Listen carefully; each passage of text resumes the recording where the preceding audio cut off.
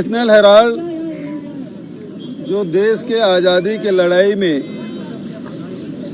जिस अखबार ने प्रमुख भूमिका निभाई थी, वो जब घाटे में आई तो कांग्रेस पार्टी ने उसे मदद की और उस प्रकरण में आज हमारे राष्ट्रीय नेता राहुल जी को ईडी ने तलब किया है।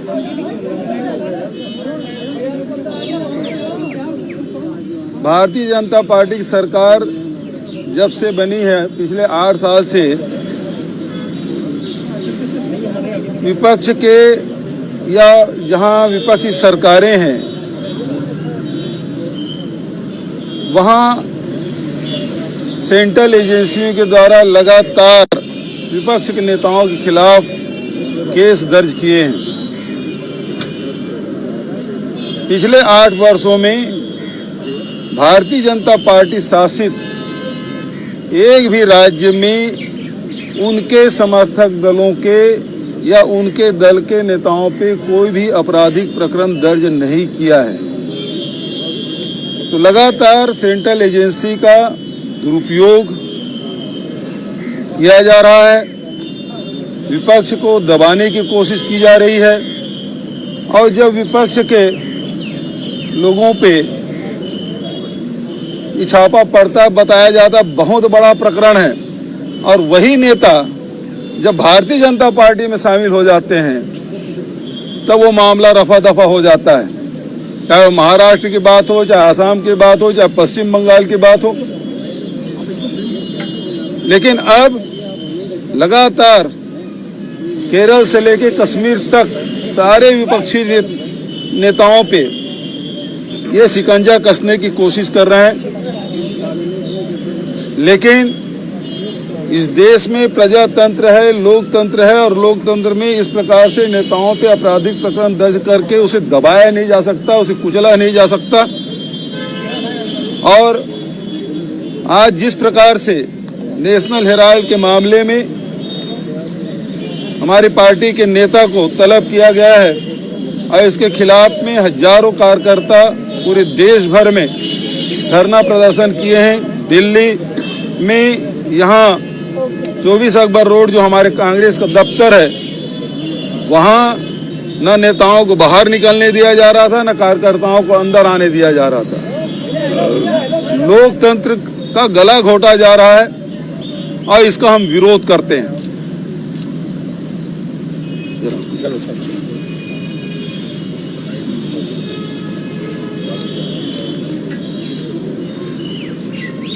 बघेल साहब ने ठीक कहा।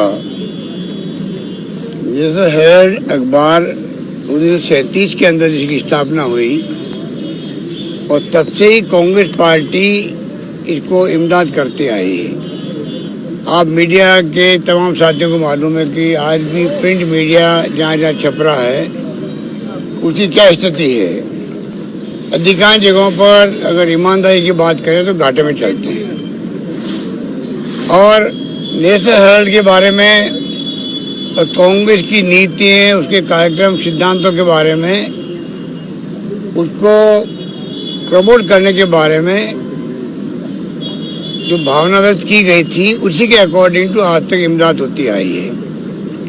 आज़ादी के बाद में धीरे धीरे वो अखबार बहुत कमज़ोर हो गया,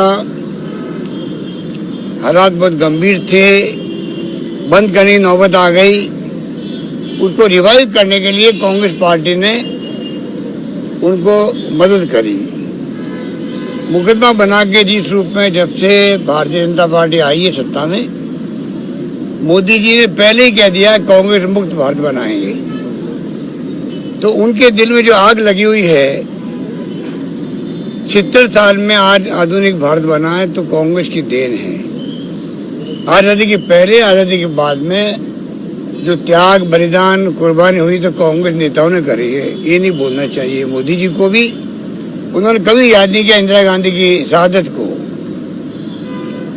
जिन्होंने खालिस्तान नहीं बनने दिया, देश को एक रखा, अखंड रखा। वो खुद शहीद हो गई। राजीव गांधी शहीद हो गए। सरदार बेनजीन जी थे, नेस्त नाबूद कर दिया आतंकवाद को, वो भी शहीद हो गए। ये सत्ता में बैठे हुए लोगों को इतना गरूर है, घमंड है, अहम है, इनको जनता की परवाह नहीं है। धर्म के नाम पर लोगों को भड़काने का काम करते हैं, उस पर जरूर कामयाब हुए हैं। उसकी एक सीमा होती है। और तमाम जो महंगाई हो, बेरोजगारी हो, आग लग रही है पूरे मुल्क के अंदर, दंगे हो रहे हैं, झगड़े हो रहे हैं, तनाव हो रहा है, उनकी चिंता नहीं है। राहुल गांधी जी ने कहा, सोनिया जी कह रही, लगातार विपक्ष कह रहा है, प्रधानमंत्री जी को अपील करनी चाहिए, पूरे मुल्क से संदेश देना चाहिए कि आप शांति, भाईचारा, सद्भाव बनाए रखें और हिंसा को हम बर्दाश्त नहीं करेंगे। वो कहते हुए भी संकोच है मोदी जी को और अमित शाह जी को, और उसके बदले में आप ईडी के छापे डलवा रहे हो पूरे देश के अंदर, इनकम टैक्स के छापे डलवा रहे हो, सीबीआई को एक्टिव कर रहे हो। पूरे मुल्क में आतंक मचा रखा है इस गवर्नमेंट ने। कई अधिकारी कहते हैं हम लोगों को कि साहब हम क्या, हमारी मजबूरी है, कुछ मिला नहीं है। यहाँ पर छापों के अंदर रेड हमने करी, अचानक आदेश है करनी पड़ी हमें, जबकि उसकी तैयारी की जाती है, लंबी तैयारी होती है, असेसमेंट होता है, कहाँ पर रेड होनी है, क्यों होनी है, क्या संभावना है, उसकी वजह सीधा रेड होने लग जाती है। इस प्रकार के हालात में ये मुल्क चल रहा है। बहुत ही चिंतित है पूरे देश का, चाहे व्यापारी हो, उद्यमी हो, बोल नहीं रहे क्योंकि उनके यहाँ इनकम टैक्स का छापा पड़ जावे। सरकारों में जो क्राइसिस पैदा करते हैं लोग, पहले मध्य प्रदेश में, फिर राजस्थान में, तब भी इन्होंने ये काम किया। एक साथ में छापे पड़ने लग गए, हम लोग सब बैठे देखते रह गए। ईडी का छापा पड़ गया हमारे खुद के परिवार के घरों में। एक मजाक बना रखी है देश को और पूरा मुल्क देख रहा है। कांग्रेस के राज में हमेशा हमारे लीडरशिप देखती थी कि इशू बन गए मीडिया के अंदर, लोग क्या कहेंगे, और मुख्यमंत्री के इस्तीफे, रेल मंत्री का इस्तीफा और तो और लॉ मिनिस्टर का इस्तीफा हो जाता था। इनके लिए चाहे लोग कुछ भी कहें, परवाह नहीं इनको। तो अगर हिंदू के नाम से हमें चुनाव जीतना है, हम क्यों परवाह करें। ये हालात देश में बन गए हैं। आज मैंने रिक्वेस्ट करी ईडी के डायरेक्टर को, सीबीआई के डायरेक्टर को और इनकम टैक्स के सीबीडीटी के चेयरमैन को, मैं आपसे मिलना चाहता हूं और मैं मेरी भावना व्यक्त करना चाहता हूं कि पूरे मुल्क के लोगों की भावना क्या है। तीनों हमारी प्रीमियर एजेंसी है देश की, मानी हुई। अगर वो कमजोर होती है तो आप सोच सकते हो कि क्या परिणाम निकलेंगे उसके। तो मैंने रिक्वेस्ट की कि मुझे आप मिलने का वक्त दें, मैं खुद मिलने आऊँगा। और मैं क्या फील करता हूँ एक नागरिक के नाते भी और एक राजस्थान के मुख्यमंत्री के नाते भी, मैं बताऊंगा आपको कि देश और प्रदेश के लोग क्या सोचते हैं आपके बारे में, कितनी आपकी क्रेडिबिलिटी समाप्त होती जा रही है, आप लोगों की अंतरात्मा क्या कहती है, उस पर आप गौर करें। और देश हित के अंदर अगर आपको दबाव देके, जो आपके ऊपर दबाव बना करके जो रेड करवाई जा रही है लोगों के यहाँ पर, उसके ऊपर विचार करें। ये मेरी मंशा थी।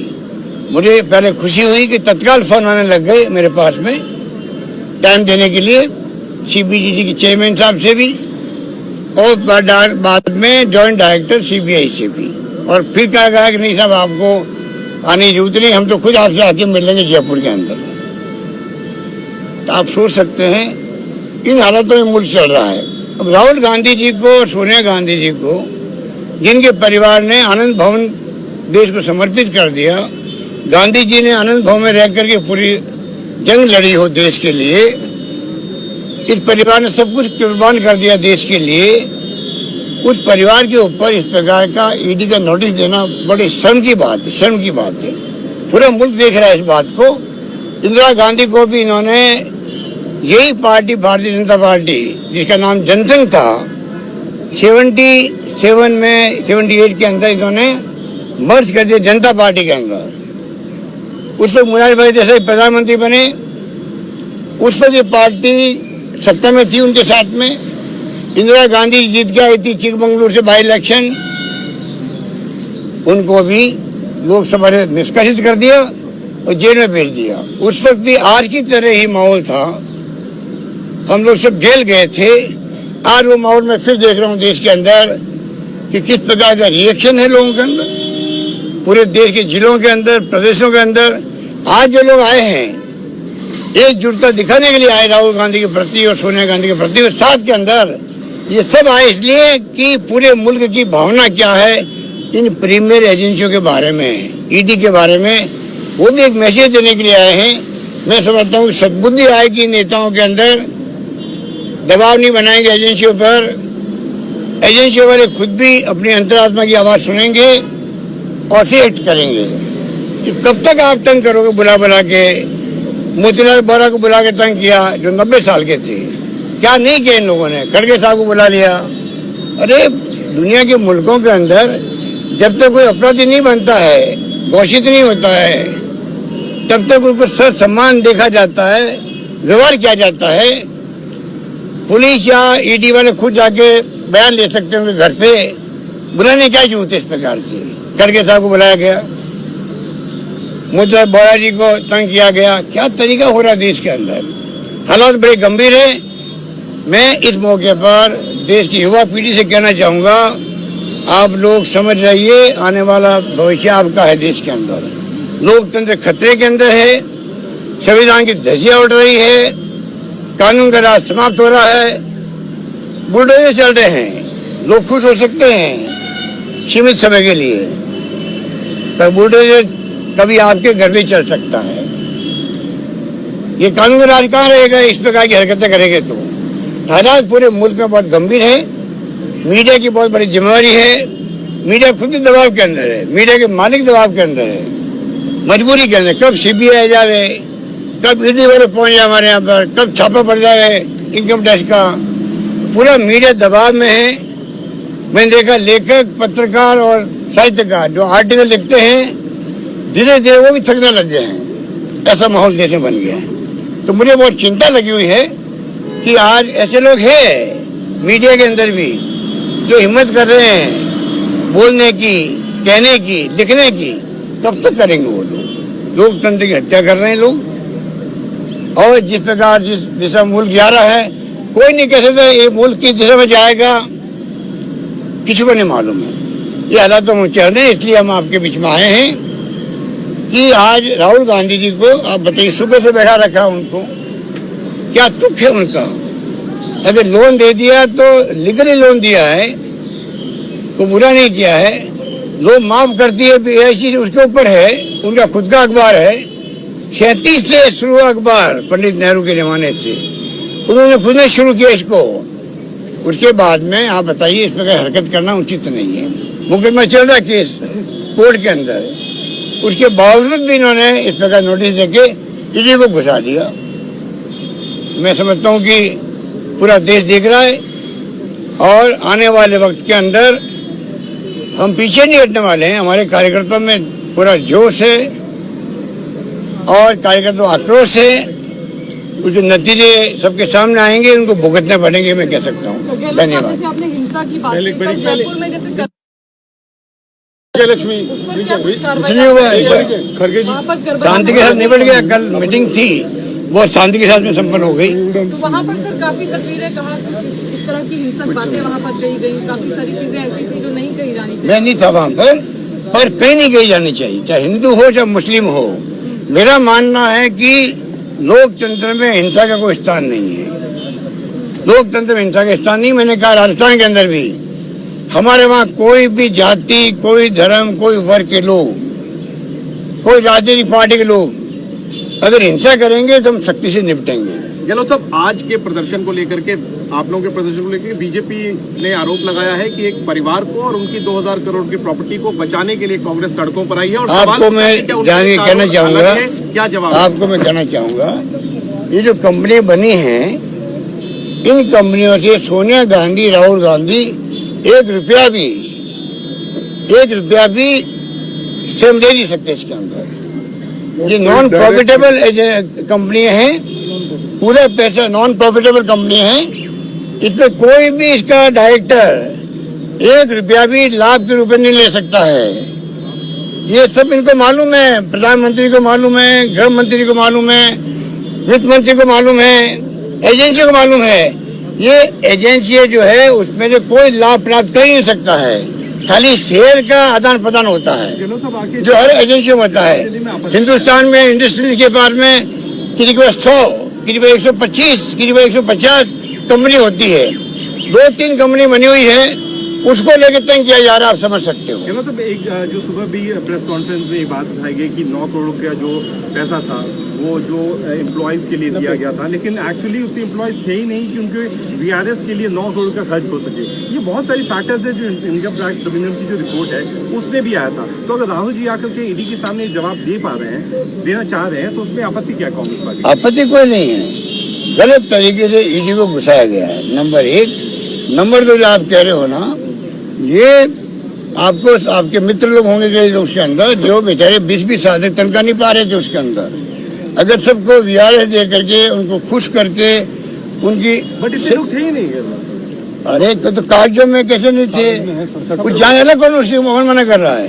अगर कोई बेईमानी हुई है कहीं बेईमानी हुई तो उसके लिए अलग से कार्रवाई हो, कौन मना कर रहा है? एफआईआर दर्ज उसके लिए, तो ये सही एफआईआर फैलाई जा रही है। ये टोटली कोई भी प्रॉफिट किसी को कमा ही नहीं सकता इसके अंदर, वो कंपनी ये है। सर क्या 23 को जैसे सोनिया जी को पेश होना है, क्या एक बार फिर कांग्रेस सड़क पर उतरेगी? आगे क्या रणनीति रहेगी? आज तो आप लोगों ने शक्ति प्रदर्शन किया, आगे कोर्स ऑफ एक्शन क्या होगा और क्या 23 को एक बार आप थोड़ा धैर्य रखिएगा, आप देखेंगे स्टेप बाय स्टेप जो तरीका इन्होंने एडॉप्ट किया है उसी ढंग से कांग्रेस जवाब देने में सक्षम है। धन्यवाद आप। नहीं, ये देखिए, मैं सुने सुनो भाई, अब 1 मिनट ऐसा है ठीक। मैं आपके सामने स्टेटमेंट इसलिए नहीं दे रहा हूँ, उसीलिए तो हमारे सीनियर लीडर्स अशोक गहलोत जी और बघेल साहब यहाँ पर आए हैं, वो सविस्तार से बताने के लिए, क्योंकि मैं इस केस में एविडेंस दिया हूँ और मैं एविडेंस देने के वजह से फिर यहाँ पर खुलकर उस विषय पे मैं बोलना उचित नहीं रहेगा, इसीलिए मैं उसको अवॉइड कर रहा हूँ। नहीं तो मैं जो कहना है कहूँगा, जो विचार उनके हैं वो मेरे विचार भी हैं और उसी जो तरीके से वो चल रहे हैं वो सब कुछ उन्होंने बताया है। जो नॉन प्रॉफिटेबल कंपनी है उसको लेकर इतना हंगामा कर रहे हैं, ये सारी चीज़ें उन्होंने बताई, इसीलिए मैं 2 बार जाकर ईडी ऑफिस को एविडेंस दिया हूँ, इसीलिए अब बोलना उचित नहीं है। फिर कभी और विषय पे मैं बात करूंगा। बीजेपी कह रही है कि आप ईडी पर प्रेशर बनाने के लिए आपने शो ऑफ स्ट्रेंथ किया। आपसे ये सवाल है, अब ये लड़ाई एक दो वोट में और अंदर ईडी की जांच में चली रही है, आप पॉलिटिकल लड़ाई और कितनी आगे कांग्रेस लेके जाएगी? आप एक मुख्यमंत्री हैं, और भी पार्टियों के नेता हैं जिनको इस तरीके से जल्दी से नोटिस मिले हुए हैं, तो क्या लाइक माइंडेड पार्टी से भी आप बात करके इस विषय पे एक कंसेंसस बनाने की कोशिश करेगी कांग्रेस पार्टी? आप बताइए, अगर पॉलिटिकल पार्टियां देश की लोकतंत्र में पक्ष भी होता है विपक्ष भी होता है, तभी लोकतंत्र चलता है। ये जो फासिस्ट लोग बैठे हुए हैं इनके लिए प्रतिपक्ष तो कुछ है ही नहीं, वरना प्रतिपक्ष की 13 पार्टियों ने सोनिया गांधी जी सहित अपील करी प्रधानमंत्री जी से, कृपा करके अब आगे आएं, देश को संबोधित करें कि देश में शांति सद्भाव भाईचारा बना रहे और हिंसा का कोई स्थान नहीं होना चाहिए और हिंसा को हम बर्दाश्त नहीं करेंगे। अगर विपक्षी पार्टियां प्रधानमंत्री को रिक्वेस्ट कर रही है, हम लोग सब रिक्वेस्ट करें चुने हुए मुख्यमंत्री, तो प्रधानमंत्री जी को गृह मंत्री को क्या दिक्कत आ रही है इस अपील करने के अंदर? अपने देश को देशवासियों को, और अगर अहिंसा की अपील नहीं करें, काय की अपील फिर वो करेंगे? इसलिए आज लोग भड़क रहे हैं, दंगे हो रहे हैं, खून खराबा हो रहा है और बुलडोजर चलाने के नाटक हो रहे हैं।